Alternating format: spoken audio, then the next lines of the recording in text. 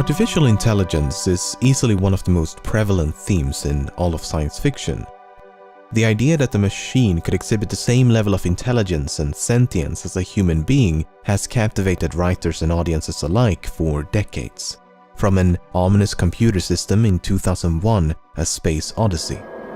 Open the pod bay doors, Hal. I'm sorry, Dave. I'm afraid I can't do that. To superhuman androids in Westworld. Turn the other cheek.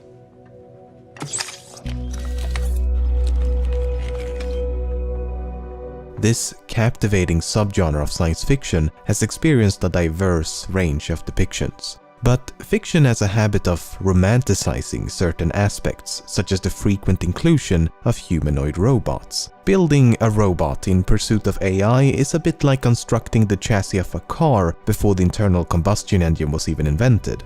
But I guess anthropomorphism is just an easier solution than expecting audiences to get emotionally attached to a few lines of code. Unless you're Joaquin Phoenix, of course, but that dude can do anything. In recent years, a few outspoken intellectuals such as Elon Musk, Sam Harris, Stephen Hawking, Nick Bostrom to name a few, have voiced genuine concerns for the rise of artificial intelligence as brilliant minds across the globe are competing to retrace the hundreds of millions of years of evolution that resulted in the human brain. And while many experts have no doubts about machines' ability to achieve human-level intelligence at some point in the future, just as many believe it to be an impossibility. And perhaps it is. Perhaps we are incomprehensibly complex in such a way that we cannot do what nature has done to us. Then again, if random mutations can lead to intelligence, how hard can it be? In fact, even though evolution had a hell of a head start, machines have already surpassed us in some limited domains. Take the two popular board games chess and Go. The best human chess and Go players in the world have been defeated by artificial intelligence. Just think about that. No human player will ever again become the best at either of these two games. No matter how hard you try, even if you dedicate your entire life to become the best player you could possibly be, it will never be enough. Luckily for us, there's a lot more to the human condition than chess and Go, but is it that dubious to think that more general talents and abilities could be rendered equally obsolete?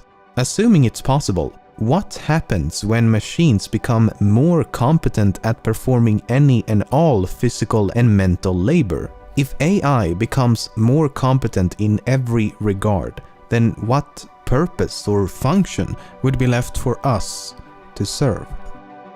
The music playing in the background of this video was entirely composed by a machine.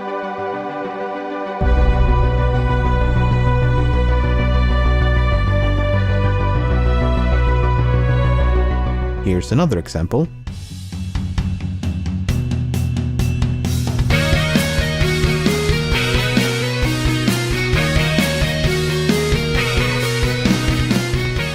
How about some acoustic guitar?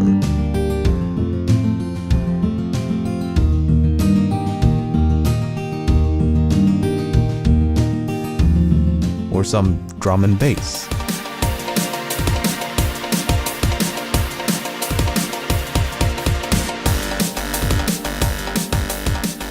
It's quite impressive, but then take a listen to this.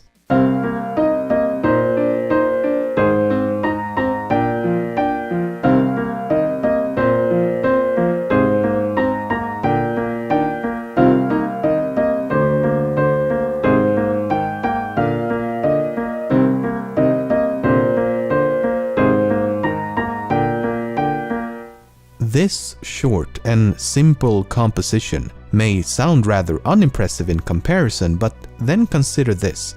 This sound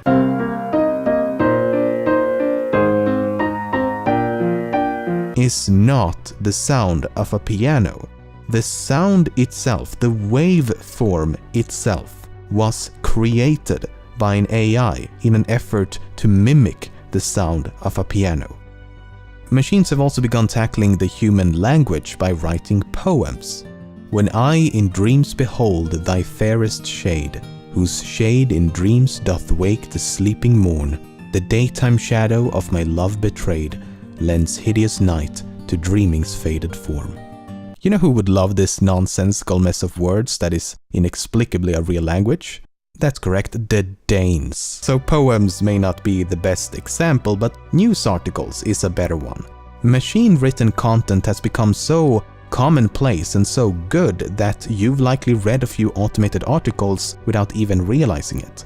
If you pause the video, see if you can discern which of these two paragraphs were written by an AI. The answer will be in the description.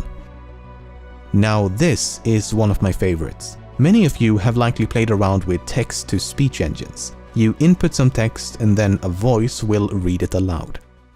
Many of you have likely played around with text-to-speech engines. You input some text and then a voice will read it aloud.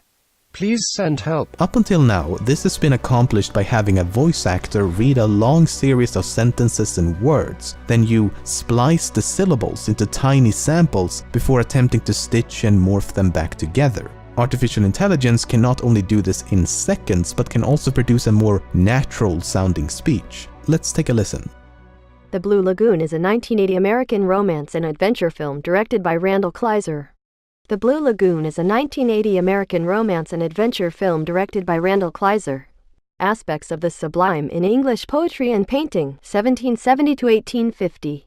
Aspects of the Sublime in English Poetry and Painting, 1770 to 1850. It can also produce human-like gibberish. Sådan. It was fantastic, yeah. Jag stod till man på den platsen och citat jag det för den där går kunde det så. I'm class. Find the neck out. So again, like then, la house is a phone. That like, is it today? So how does it work? Well, as you can imagine, it's complicated, and that's a severe understatement, but let's use an analogy. Think of a human infant. An infant doesn't really know or comprehend anything. It's just an oblivious sack of meat that occasionally moves around and screams a lot. Nevertheless, the human brain must be doing something, right? I mean, it's not dead, so what's happening? Well, for the most part, the brain will be searching for patterns, systematically attempting to identify recurring events in an effort to make sense of the world. Colorful toys equals fun. Vegetables, not so fun. If mommy and daddy can speak, maybe I can speak. If they can walk around on 2 feet, maybe I can too. A few years of this repetitive learning process and we can go from this to this, and even this. And unfortunately this, you don't want that. This is essentially what machine learning is all about. You create a simple mathematical model of the human brain and then you feed it a bunch of information. This artificial neural network will then attempt to make sense of this information by learning from past mistakes and imitation. The result is this natural evolution that no human could ever manually program. And there's really no reason why this system could not be scaled up to human levels and beyond. A limiting factor of the human brain is that it has to fit inside a cranium. An artificial brain could be the size of a building or larger still. An AI could also operate at the speed of light as well as improve upon itself. In essence, it could teach itself how to learn new things, and in doing so would eliminate the need for a human at the controls. I don't know about you, but the fact that this is even theoretically possible makes me a bit worried for the future.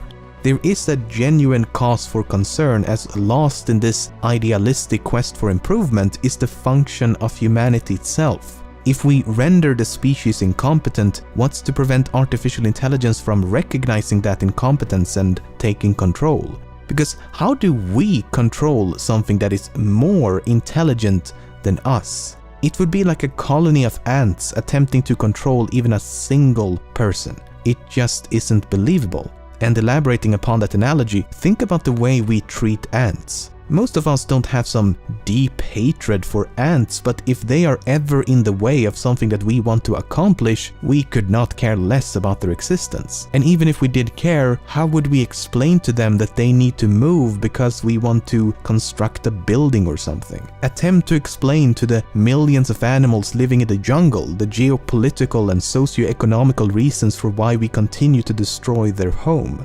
It's impossible. They simply lack the intelligence to understand. And that is what so many are concerned about, that we would lack the intelligence to keep up. So this concern for AI has nothing to do with malevolence, it's simply a fear of losing control. Then there's the issue of sentience and cognition, which are entirely different beasts altogether, but if we assume that super intelligence is possible, how long until that happens? It may be sooner than you think, as most estimations seem to land in between 3 to 6 decades. So within this century. But I mean, it's just estimations, so who knows? No one can predict the future.